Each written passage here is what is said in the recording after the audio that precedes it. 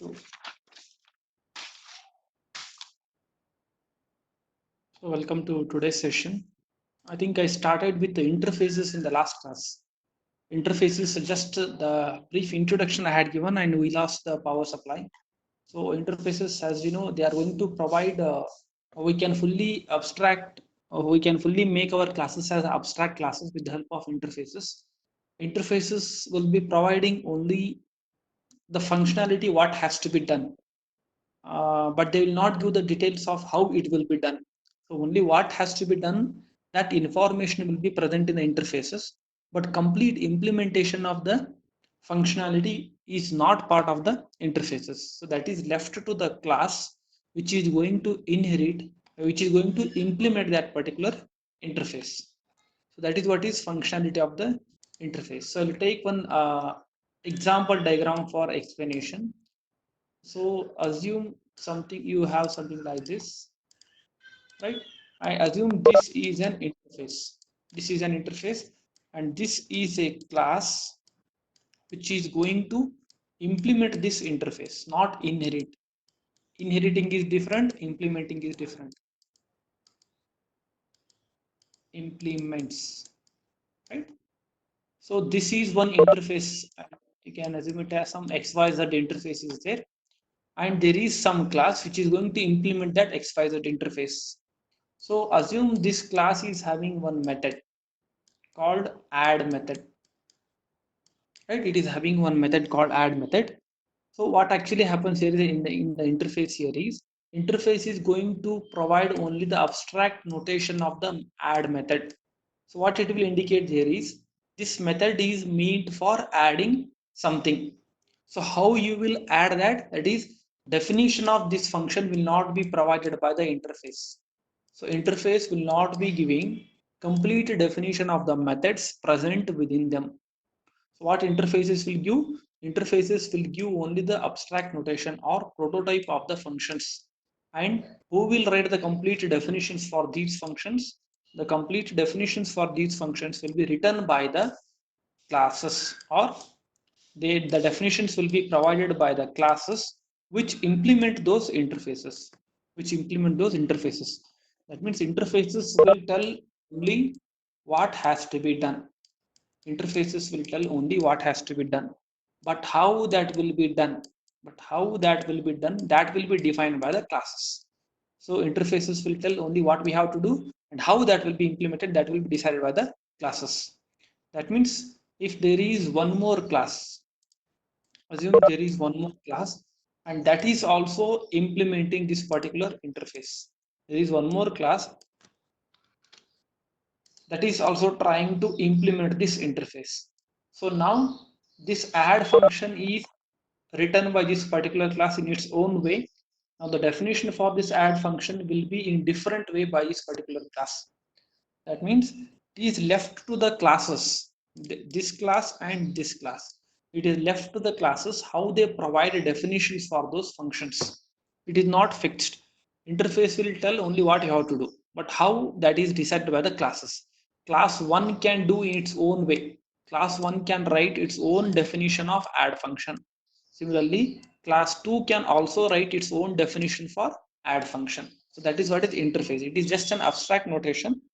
It will not provide the complete implementation details. So how do we define? So the functionality of interface is almost all similar to classes. But only thing here is the methods within the interface will be abstract. No complete definition will be given for the methods present within the interfaces. So a sample interface, an interface is defined much like a class. This is the general interface format.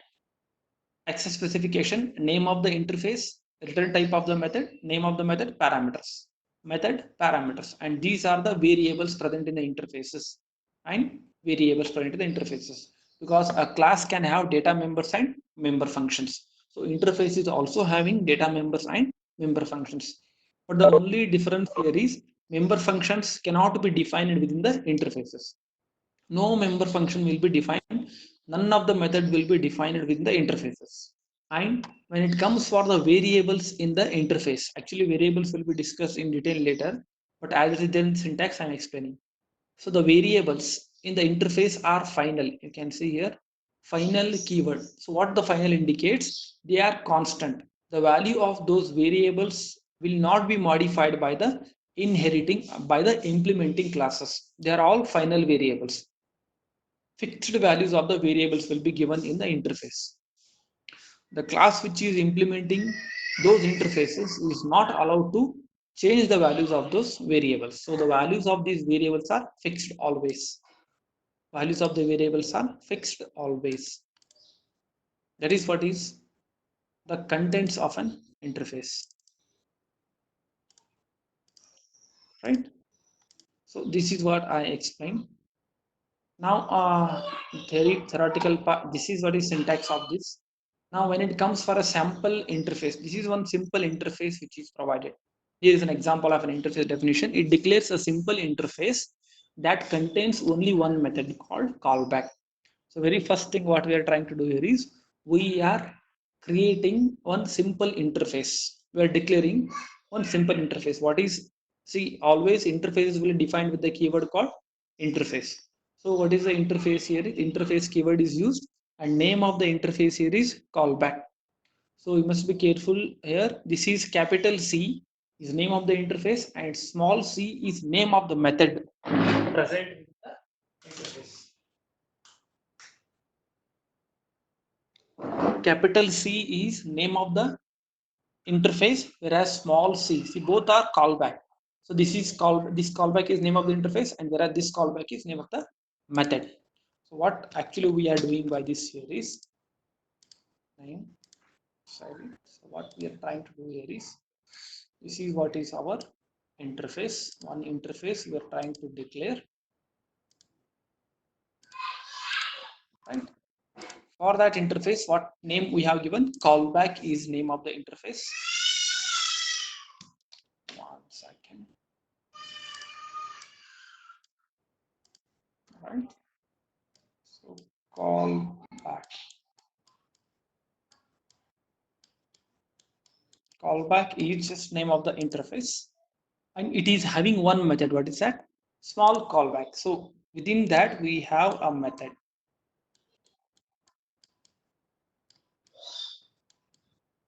Callback is a method which is taking one integer parameter.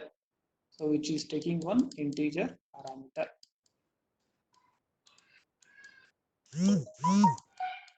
Right. So this is what we have declared one simple interface now. This is part of this, and this interface is saved like the normal Java programs. So how it will be saved? It will be saved with the name called callback.java. So these lines you should save it as callback.java.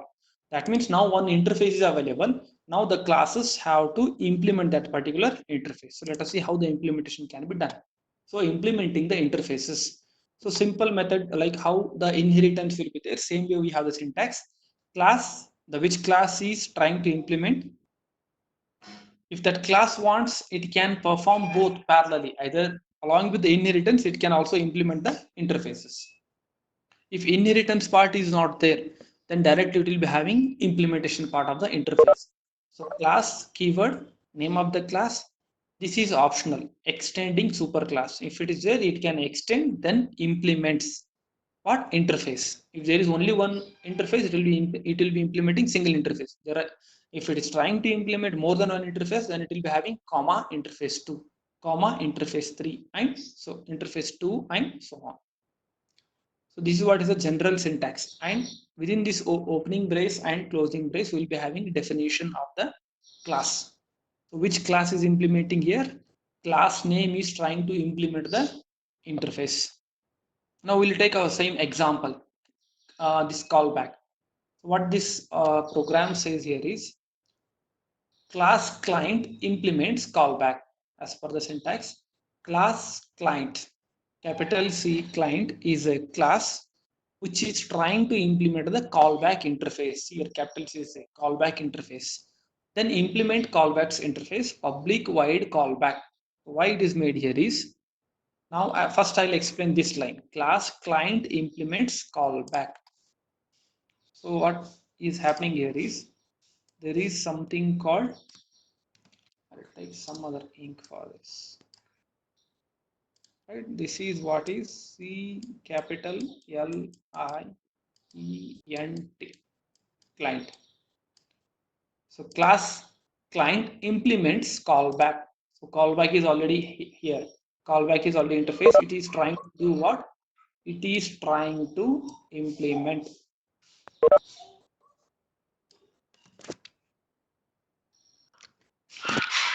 right? It is trying to implement callback, implement IMPLMENT. So what is happening? This client is a class.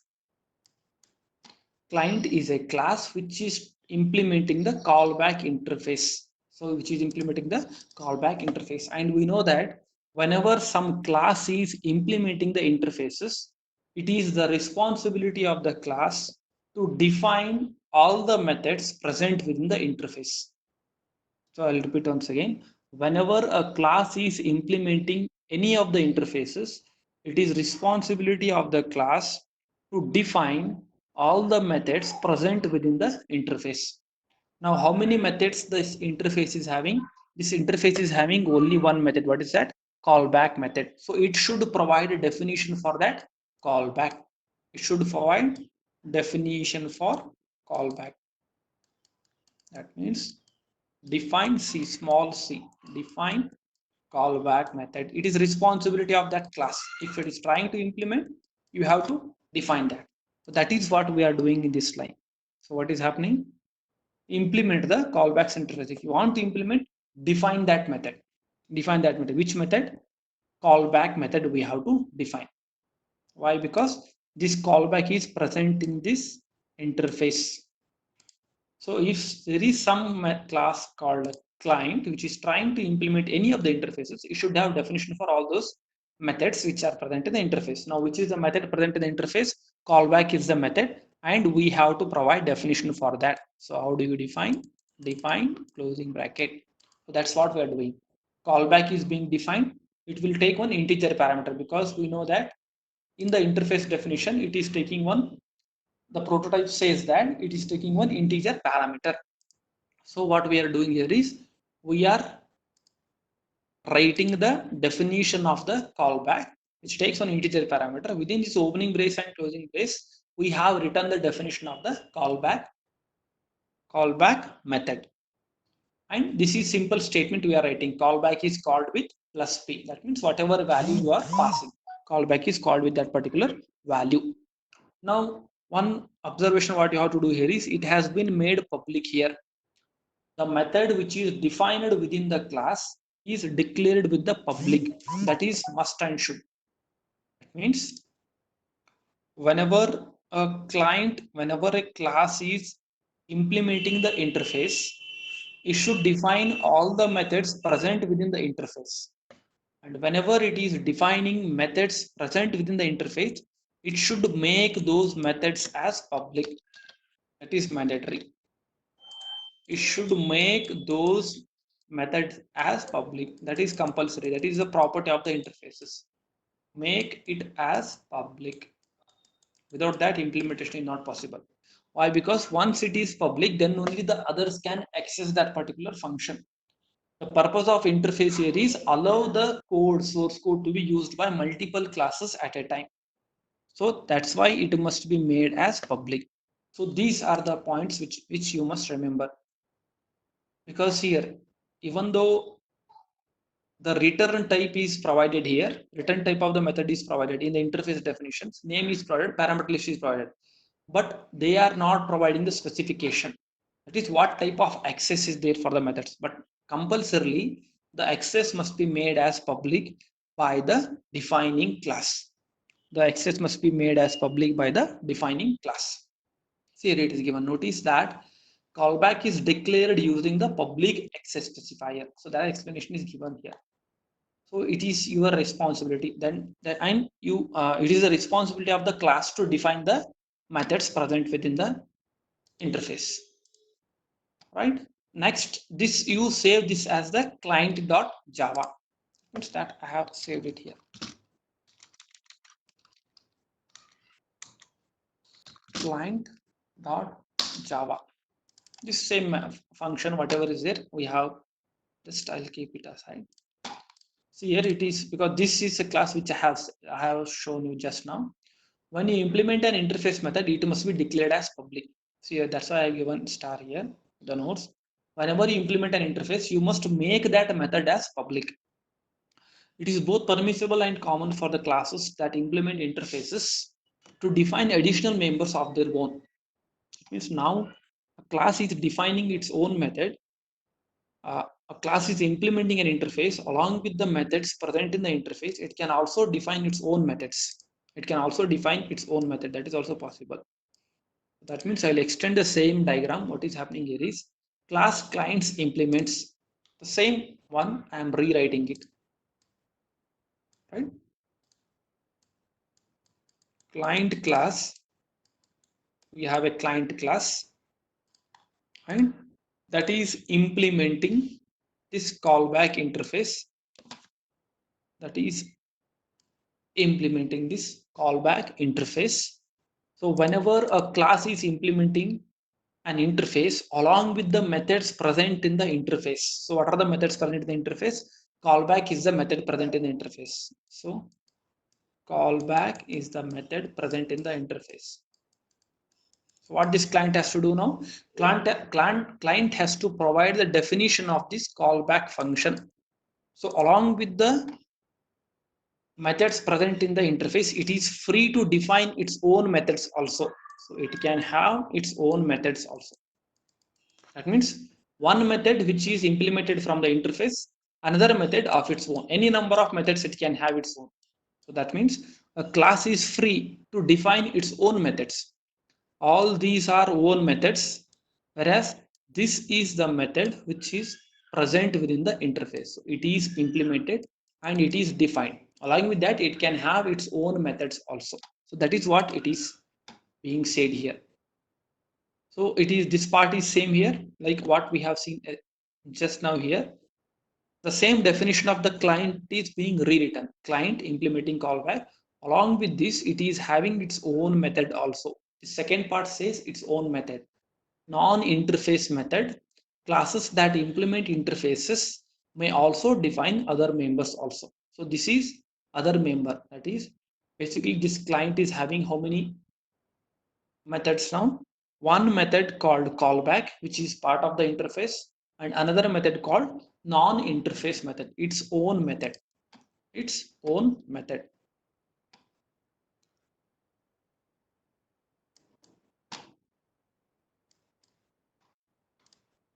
That means basically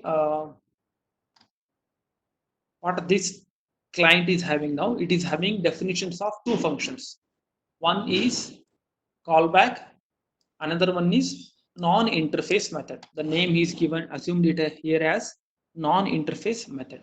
So I will show the definition of the client now. Right, this is what is the definition of the client. So whatever I have shown just now, this is this method, callback method, is part of the interface which has to be implemented, which has to be defined as per the rule. But this is optional for the class. This method is optional for the class. If it wants, it can define any number of methods of its own. This is compulsory and this is optional. Now whenever we run this, we will get this output in this form. So client.java. This program itself is extended here. That's why I have given this client.java name. How can we access the implementations through the interface, through the interface references? So implementations we have written. Now let us see how to execute them, how to access them. So simple technique. You have to write, define one more class. You are free to choose any name, and this is main function. Callback C. See here, accessing implementation through interface references. So you must be, I'll take a fresh diagram for this for explanation purpose. So interface references means whenever we have class, if you want to declare objects of a class, first you will declare name of the variable. So that variable name is nothing but reference for the objects. Same way, we can have references for the interfaces also. references for the interfaces also. So assume this is one interface. Assume this is our interface and its reference variable. Which interface is this? In our example, it is callback. It is callback. And assume for its reference variable is, we have taken it as C. It is callback and reference variable for this is small c, right? Reference variable for this is small c. And as per our example program, which class is implementing this interface, right? Class client is implementing CLIENT. So this client is implementing, right? Accessing, look at the definition now, accessing implementation through interface references. So what is interface reference here? Interface reference is C. And what it is implementing, this client is implementing, it is totally having two methods. One method which was part of this callback. What was that method? That method was small callback. That method was small callback. Along with that, it was having one more method, that is what's that name? Non-interface method. Yes, it is having one more method called non-IF method. Non-IF method. Two methods it is having. So now how do we access those? With the help of interface reference variable. See here. Now the methods present in this class. Here client is a class, callback is a interface. The methods present in the class are can be accessed by the interface reference variable. So what is interface reference variable? Interface reference variable is C. So interface reference variable C can be used to access members of this particular class. So it's like, you can assume it as, it's very similar to superclass. This interface is a superclass and client is a subclass. We have studied the concept that the superclass reference variable can be used to access the members of a subclass. It is possible. But what this can access in that case, whenever you are using superclass reference variable C, we are only allowed to access callback. We are not allowed to access this method. Why? Because superclass is not having awareness about this non-interface method.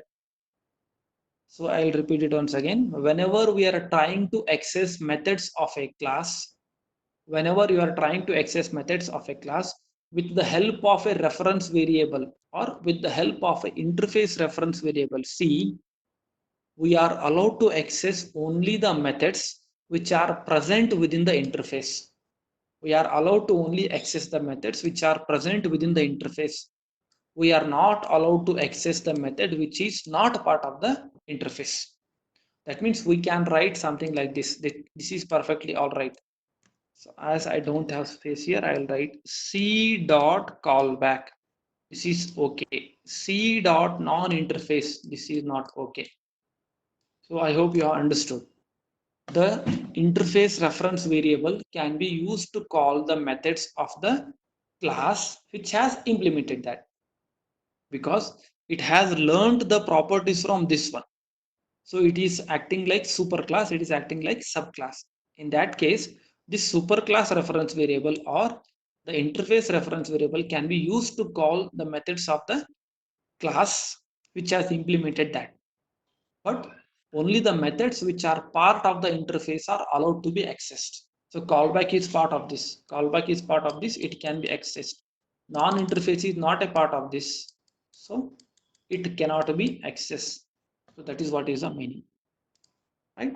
Same thing is happening here. This part, it will be discussed here, but I have told it in advance. This part is next part, but I have explained it advance here itself. So first explanation part here is callback C new of client. This is one class which is trying to implement test interface. Test interface.java, right? So what it is doing here is simply create one object of type class, which class client, and then assign it to the interface reference variable. So what type of reference variable we are assigning? Interface reference variable, and with the help of interface reference variable, c dot callback of 42. That means with the help of interface reference variable, access the method present within the class by passing 42 as a parameter. By passing 42 as a parameter. That means this method is being called by giving 42 as the parameter. So its definition already it is there. So what is the definition of that? The definition of that, see, definition of callback. So what is the definition of callback? See, here we have the definition of callback.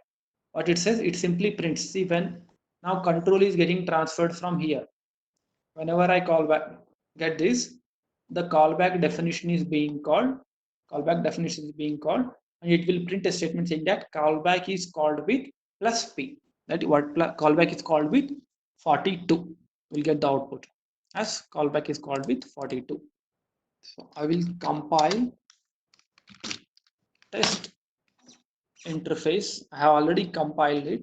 Test interface.java, Java test interface, right? So we can see the output we are getting it as callback is called with 42, right? Now this part what I explained, only we are allowed to call.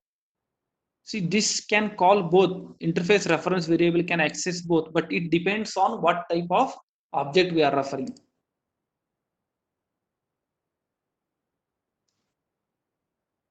See here, notice that variable C is declared to be of interface type callback. So variable C is declared of type interface callback. Variable C is declared of type interface. Yes, it was assigned an instance of the client. Although C can be used to access the callback method, it cannot access any other members of the client class. See, as I said, it cannot access any other members of the client class. An interface reference variable only has knowledge of the methods declared by its interface declaration. So C has only knowledge of the method present in this. That means C has only knowledge of callback. C is not having knowledge of the non-interface method. The C could not be used to access. Thus, C could not be used to access non-interface method since it is defined by client but not the callback. So this part I had explained earlier only.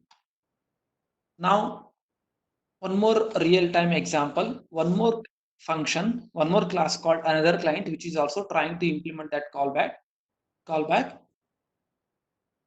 interface. So class another client implements callback. Another client implements callback. Now basically there are two classes. This is client file new, don't say. So what I'll do here is take, because it takes some time for writing. Callback is what? Our interface now.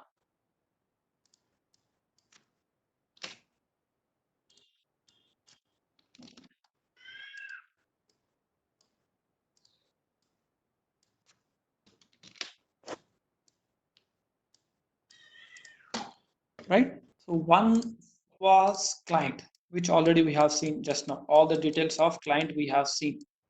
Now there is one more class called another client. Another client.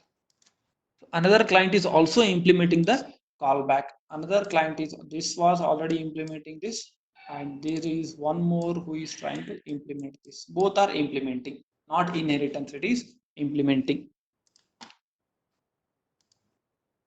Right? Next is, so again it is having its own version of definitions here. The callback, its definition is different. What was the definition given in the client? The client had given its own definition here. In the client method, the callback definition is containing only one line because they are free to define. In another client, the callback's definition is having something else, another version of callback, p squared is, it is squaring the p and displaying, because it is totally left to the classes. This is one class, this is another class, and this is interface. whenever a class is implementing the interface, it is totally left to the class to provide its definition. It can define in its own way. It can also define in its own way. Now there are two definitions of callback. This is another client. This is client.java. This is another client.java. Definitions are totally different. Now, how do we test this interface? By using test interface 2.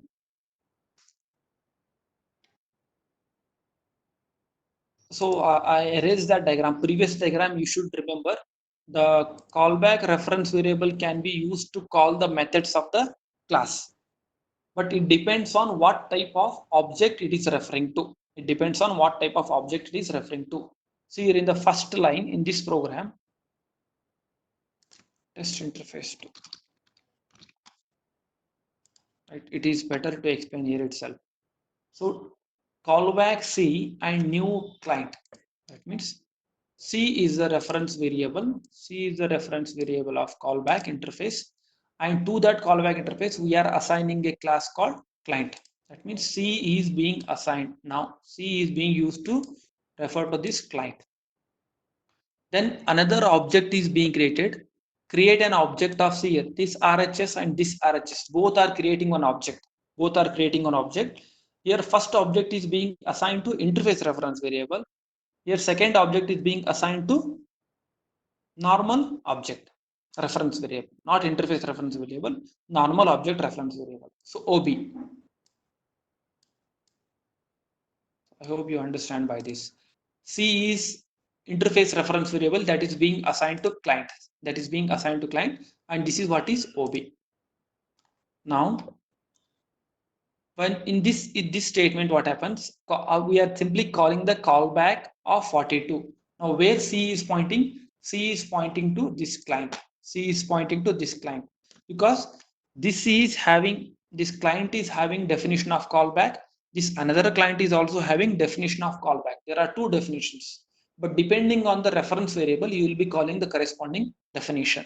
So when you write C dot callback of 42, the version of definition defined within this will be called, that is C dot callback of 42. The version defined in this will be called and will get the output. Why? Because the reference variable is pointing to the method present in the client class. So it will display its own output like earlier. Now this is the important statement. What is happening here is C now refers to another client object. Now C is referring to object. It is not referring to reference variable. So what we are trying to do here is we are just trying to make this statement C equal to OB. That means now this reference variable CB is pointing to object. It is not pointing to a reference variable. So here C equal to OB. C now refers to the another client object. Another client object. See here, why? Because this is object reference variable and this is what is interface reference variable. Object reference variable and interface reference variable. So when we are going through object reference variable, only the methods present in this will be accessed, not the methods of this callback. Not the methods of this callback. That means when you write C dot callback of 42, where actually this C is referring, now this C is referring to this particular object. So the definition of this callback will be called. So the definition of this callback will be called. So you can see the output here. First time definition of the callback which is present in the client is being called. First line is output of this callback. These two lines are output of this callback. First line is this output and this output. Why? Because it depends on the object. Interface reference variables can be used to point to the objects, but depending on the object, the corresponding method will be called. Earlier it was pointing to this and now it is pointing to this. So the same reference variable can be used to point to different objects. This is what is output. I'll show the demonstration. The name of the class here is test interface 2.java. Java C test interface 2.java.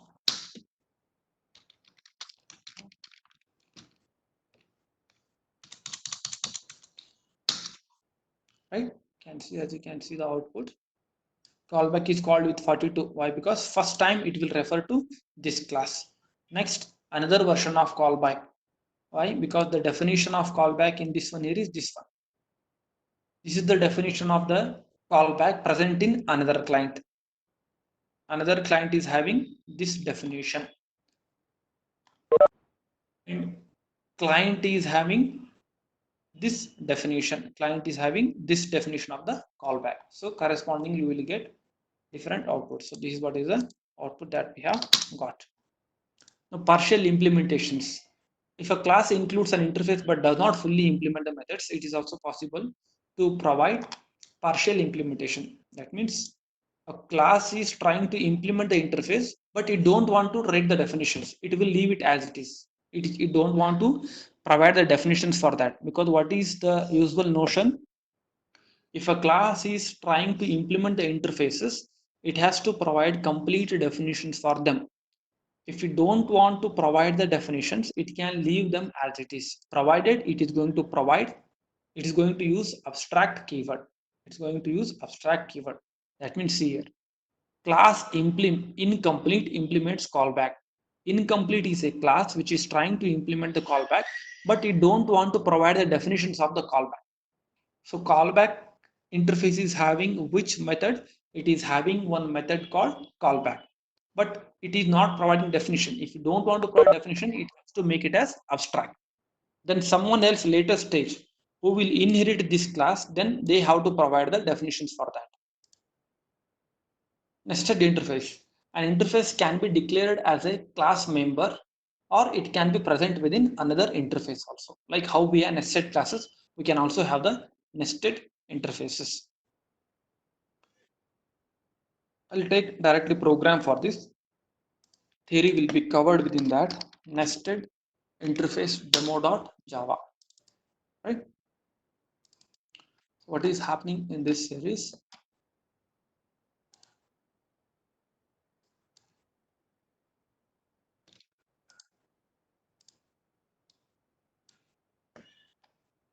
Right, class A is a class which is declaring one interface called nested if, which is declaring one interface called nested if, and it is having one method. What is that? Is not negative. This interface is having one method called is not negative, and its definition is not provided because interfaces will not be providing the definitions. Now nested if is a interface. Nested if is a interface which is present within the class A, which is present within the class A. That's why it is called as nested interface. Whenever there is some class, whenever there is some class B which is trying to implement that interface, it should provide its fully qualified name. That means class B is trying to implement nested if, but where that nested if is present? Nested if is present in class A. So they should provide complete notion, and then definition of that particular is not negative is provided. So what this definition does here is, it is simply taking the value of x and check whether it is less than 0, then return the corresponding value. Either true or false it is trying to return. Nested interface demo as usual main function. How do we call? Create a interface reference variable.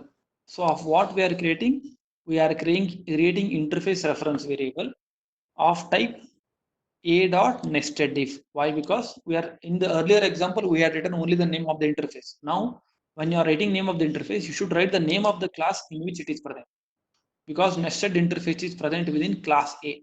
We should declare like a dot nested if space nested interface, and this interface reference variable will be used for calling the methods present in the B. Calling the methods present in this particular B class. So this just method is being called. Just pass the value of 10. 10 is obviously not a negative. It will return a value of true here. From here we will be getting value of true, and this statement will get executed. That is 10 is not a negative number. Then this will not be executed. So this is a simple way of nesting or including one interface within a class or within another interface. Right, I'll try to compile that program. Nested interface demo.java. Java nested interface, right? 10 is not a negative. We'll get a simple statement called 10 is not a negative number. This part is already explained. Now, how do we use interfaces in real time scenario? So using interfaces in real time scenario, applying interfaces. So we'll take the simple example of stack, because stack is very familiar to all of you. Push and pop operations. So if we take this, it will be easy to understand. So in the textbook also, the example of an stack is explained with a real-time scenario how interfaces can be used. You'll get a question how interfaces can be used with the real-time scenario. So a stack example has been taken. We know the details of push and pop. To insert an element onto the stack, we invoke a method called push. To remove the elements or to pop the elements from the stack, we use the pop. Now for that, first the interface definition must be provided. Define an integer stack interface. So int stack is an interface. Int stack is an interface which is being declared first, and that is stored in a file called intstack.java. This already I have saved here. Intstack.java. This I have created same statements, whatever are there, I have written in a file. Right? So this is having two methods, because we know that interfaces will provide prototypes of the method, but it will not provide complete definitions of the method. So two methods are there, push method and pop method, to store an element and to get an element from the stack. Two methods are there. Now, who will provide definitions for this? Whoever is going to implement, they have to provide definitions for those methods, push and pop. Because users are free to define push and pop. Why? Because some of you can use array to implement the stack. Some of you can use linked list to implement the stack. And some of you can use queues to implement the stack. So it is left to you. So it is left to you to make use of, see here it's given. The stack can also be held in an array, linked list, binary tree, and so on. Whatever data structure you want, you can use any of the data structure to implement the stack. So implementation is left to the user, whereas the only prototype declaration is present within the interface. The following program creates a class called fixed stack that implements fixed length version of an integer stack. So this is a program which is implementing this particular interface called int stack. if test test.java. I'll take it here because it will be easy for me to explain.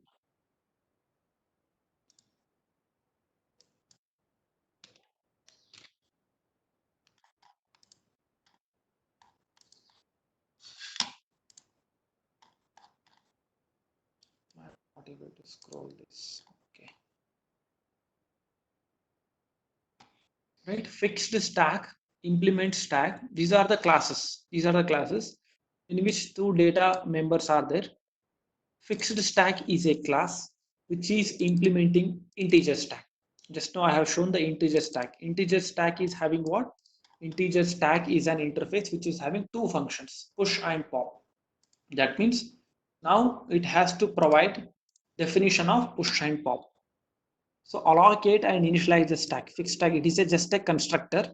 What it does, it will, for the stack array, it will give some initial size and initialize the top of the stack to -1. That is stack initialization.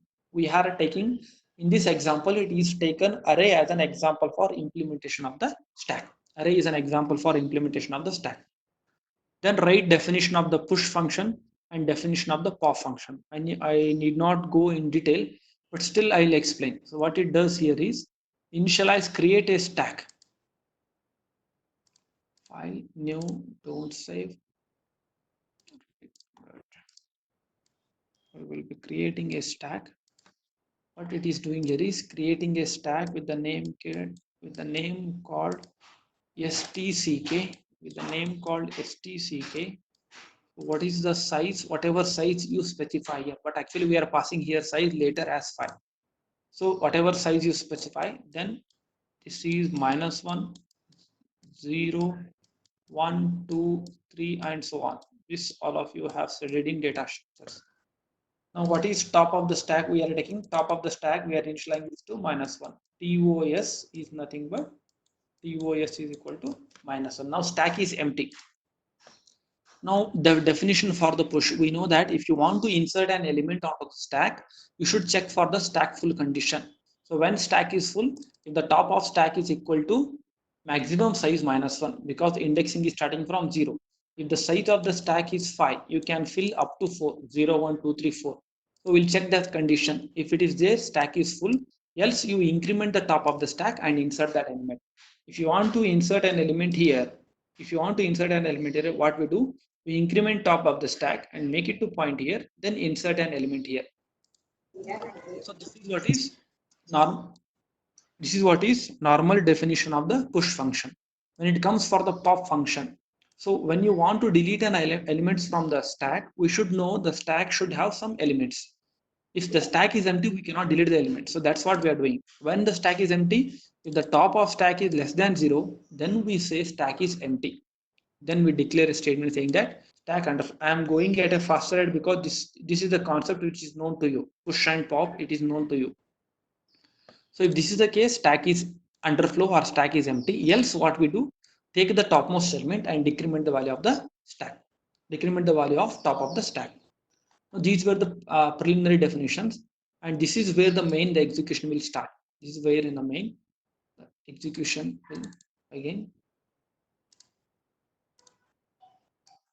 Right. So as a part of this, what we are trying to do here is fix the stack test. Two stacks are being created, my stack 1 and my stack 2. So this is my stack. I will write short form ms1, and similarly one more is there, ms2. 1, 2, 3, 4, 5. This is what is ms2. See what is I'm calling constructor of fixed stack, and we are giving size of the first stack as 5. So size of the first stack is 5 already. What is size of the second stack? It is 8. So size of the second stack is 8. 1, 2, 3, 4, 5, 6. 1, 2, 3, 4, 5, 6, 7, and 8. 1, 2, 3, 4, 5, 6, 7, 8. Size of the second stack is 8. So it can store 5 elements and it can store 8 elements. So normal simple operations we are doing for every iteration of the for loop. Make use of the for loop and insert one element onto the stack. That is onto the my stack 1. Onto the my stack 1. Invoke the push function by passing I as a parameter. What is the y? I is ranging from 0 to 4. So what will get inserted here? 0, 1, 2, 3, 4. This is normal for loop execution. Next second iteration, what is happening? We are calling push function. From where to where? 0, 1, 2, 3, 4, 5, 6, 7. They are getting inserted. We are inserting elements onto the stack. Then, like what we have inserted, similarly we are removing all those elements. That is content of stack 1. Content of my stack 1 is just for every iteration of the for loop, just pop the elements, go on popping the elements. So pop function we have already discussed. First it will be removing 4, 3, 2, 1, 0. Here 7, 6, 5, 4, 3, 2, 1, 0. So the elements are popped. From the first stack, remove all the elements, display. From the second stack, remove all the elements and display. So this is simple implementation of the interface stack. Java C if test dot Java if test dot class. 1 second. Right, as you can see the output which is given in the already I have executed. So contents of the stack are getting displayed. That is 4, 3, 2, 1, 0, 7, 2, 0. First we'll insert the elements, then stack in my stack 1, contents of my stack 1 and my stack 2 are being displayed. This is on fixed stack. This was example for the fixed stack. Now one more program following is another implementation of the integer stack, same integer stack. So what is actually integer stack here? Integer stack is our interface. This interface test implemented that integer stack for the static stack whose size is fixed. This is one type of implementation whose size is fixed. This is another program which is implementing dynamic stack. It is possible for us to create dynamic stack. What is dynamic stack? When the size of the stack is full, when the stack is full, we can increase the size of the stack and insert some more elements and insert some more elements. So this is what is the change in this program. That is interface to dot test.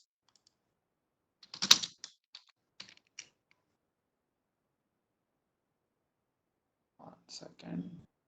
Is that IF test2. IF test2 dot Java. Right? So the same program, whatever I explained just now. The only thing here is it is implementing growable stack. That means we can increase size of the stack if it is full. We can increase size of the stack if it is full. So I'll take fresh. First, what is the first stack size? It will pass the parameters. See, I'll come from the main itself directly because this already these are explained in the previous program. So dynamic stack, my stack one same, but dynamic stack function is being called with the size 5 and 8. So my stack one is having size 5 and 8. 2 is having 8. So my stack one, what is MS1? MS1 is having size what? 5 elements. 1, 2, 3, 4, 5. Next is what? My stack 2. MS2 because it is implementing dynamic stack. How many locations it can have? 8. 4, 5, 6, 7, and 8. So 8 locations are there in MS1, 5 in MS1, 8 in MS2. Right? This part is over. Next, we are trying to push the elements onto the stack. We are trying to push elements onto the stack. If you can observe this statement, we are trying to iterate from 0 to 12. And for every iteration, we are trying to call push function onto the stack 1 by passing I as a parameter. So how many times we are trying to insert? We are trying to insert 0 to how? 0 to 11. But what is size of this stack? We are trying to insert 12 elements and size of this stack is what? Only 5. In that case, what happens? So from here, now the control will get transferred to what? Definition of the push function. So let us see how the push function is changed here. This is what is definition of the push function. So what this does here is, if the stack is full, just try to increase the size by multiplying it by 2. That means if the present size is 5, make it 10. If the present size is 10, make it 20. If the present size is 20, make it 40. So that is what is dynamic stack. We are incrementing size of the stack here only when if the stack is full. If the stack is not full, simply what we do, we insert the element onto the stack. So assume the stack is full. When the stack will be full, assume we have inserted everything. From here to here, you can insert 0, 1, 2, 3, 4, you can insert. When it comes for the number 5, it is full. We cannot insert, but it will not give error message. Why? Because it is a dynamic stack. The condition is getting satisfied now because it is full. In that case, what happens? One temporary stack is being created with the size double to that. With the size double to that. What is the present size of this? Present size of this is 5. So create one temporary stack. Create one temporary stack with size 10. Right now it is a stack with a 10 temporary stack for MS1. Then in that temporary stack, see in that temporary stack, we are storing all the elements of this stack. Take all the elements of this stack and transfer to this 0, 1, 2, 3, 4, and 5. Because this is our new stack now with the new size. No, not 5, up to only 4. Now later what we are doing, that temp we are again making it to stack. Now this we are making instead of this, now this will become our MS1.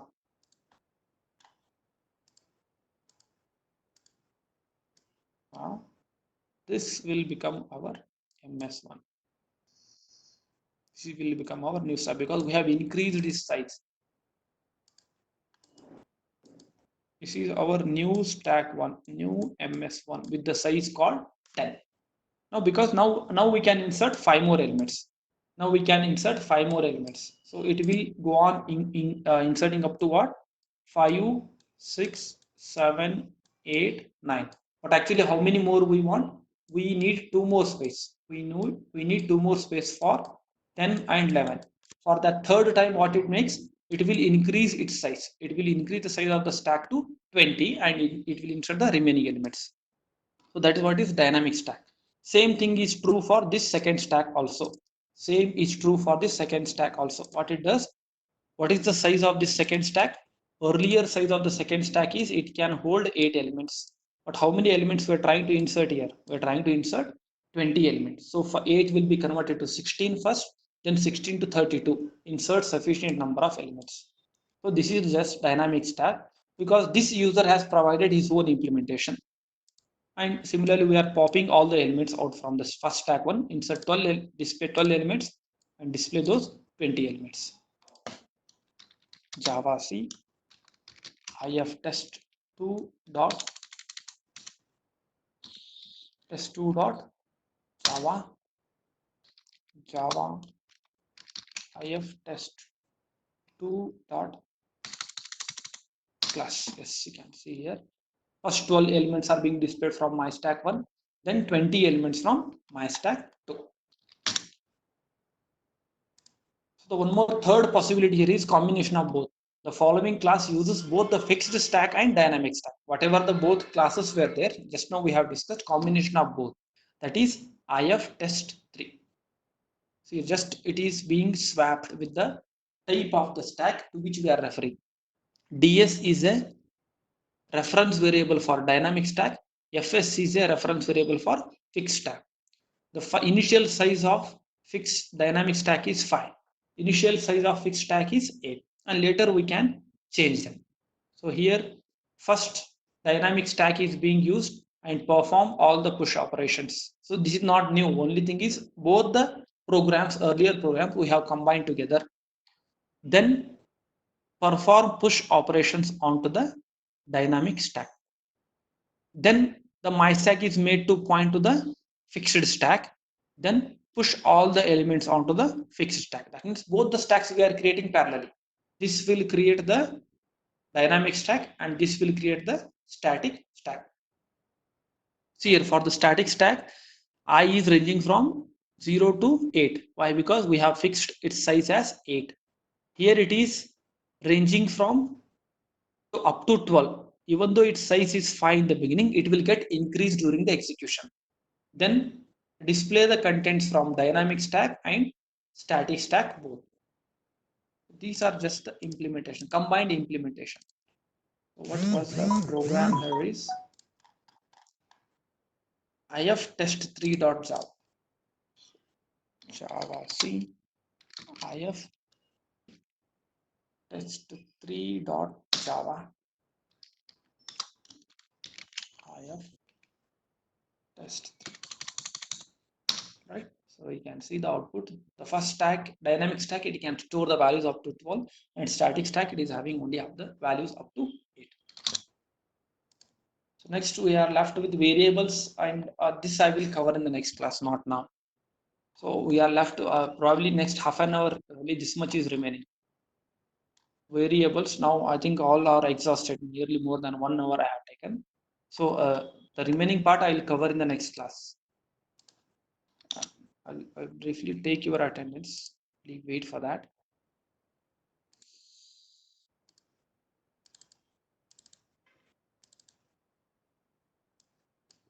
One second.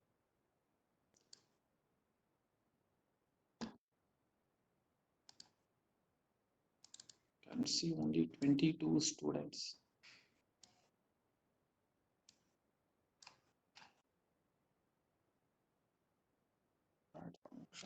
Screen.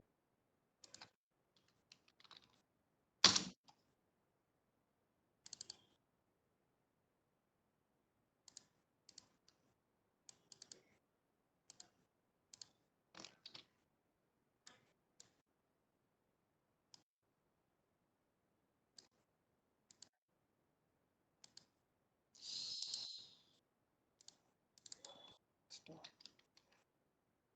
1, 0, 3.